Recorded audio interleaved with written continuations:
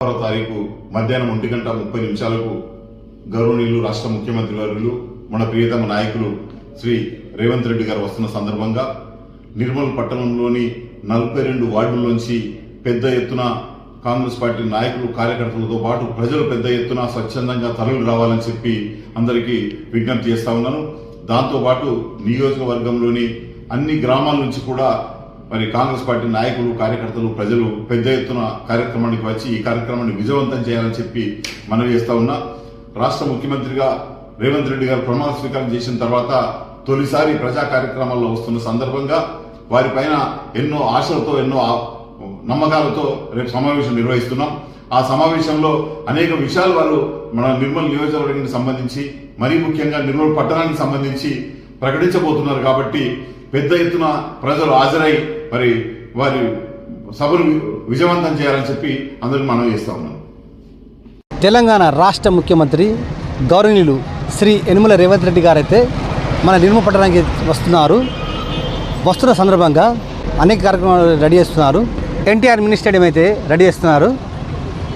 జిల్లాలోని అనేక ప్రజలైతే రాబోతున్నారు నిర్మల్ జిల్లా పట్టణం చుట్టుపక్కల నుండి. ఈ వీడియో నేను నచ్చినట్టయితే లైక్ చేయండి, షేర్ చేయండి, సబ్స్క్రైబ్ చేయండి. మీ కృష్ణ కేఆర్ న్యూస్ 369 ఫాలో అవ్వండి. Thank you. NTR mini stadium చూద్దాం రండి.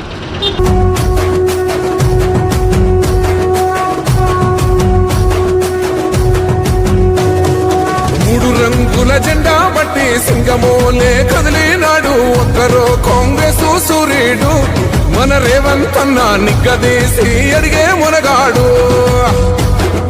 వీడు భూమిన వానైతాడు, బీద సాదల ధైర్యం వీడు, దొంగ దొరల భరతం పడతాడు. మన రేవంత్ అన్న పేద ఇంటికి పండుగ తెస్తాడు. సోనియమ్మ దివెనతోని రాహులన్న సైనికుడయ్యి పెద్ద కొడుకై యుద్ధం చెయ్య సిద్ధమాయే రేవంత్ అన్న.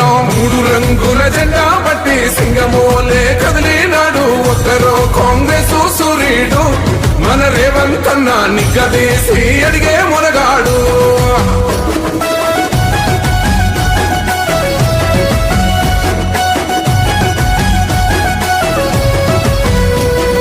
దాడులెన్ని జరిగిన గాని దడువలేదు రేవంత్ అన్న గంతకంతా ఎత్తుకు ఎదిగాడు.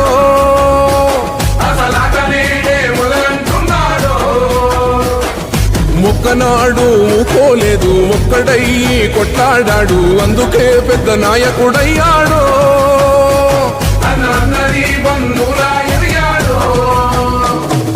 అమరవీరుల